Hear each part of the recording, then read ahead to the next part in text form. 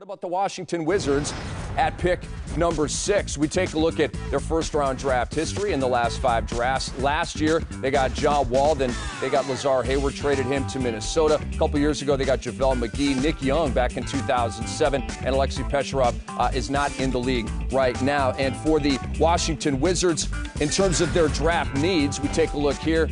Taking 6th, in terms of the Washington Wizards' needs, well, they need a lot of stuff. They need depth. What they don't need is a point guard. They have a center and power forward as well in McGee and Blach. Another shooting guard, I guess I don't really perceive that as a need in terms of having Nick Young and also Jordan Crawford, but that is always up for debate. They could use a backup small forward as well. And according to David Aldridge in his mock draft on NBA.com, Jonas Valanciunas, Lithuanian 6'11" center, could be the pick. Smitty, what do you think? You know, I'm not sure. I mean, you look at him on tape and you can see some of the skill. Great hands. He's long. I think he's more of a project than a player that's ready to play right now in the NBA.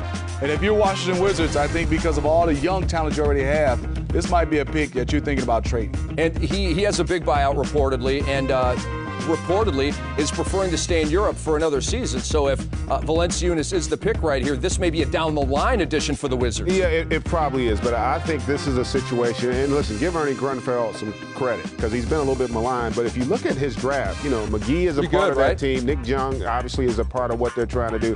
I do think they need frontline help, though. I'm not as huge of an Andre Blach fan as some. So I would like to see something up on that front line in terms of getting some help there. I don't know if Inez Kenta falls down that far. Jan Beasley from the Czech Republic is another big guy who could also have an impact there. But, I mean, there are a lot of areas that they could go in. I'd like to see them go frontline swing to try to improve that roster. And we take a look at the last few 6th overall picks. Last year, Epe Udoh went to Golden State. Flynn went to the Wolves at 6 in 2009.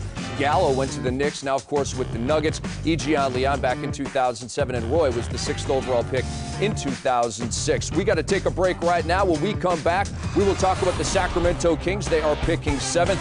Will they go with Jan Vesely from the Czech Republic?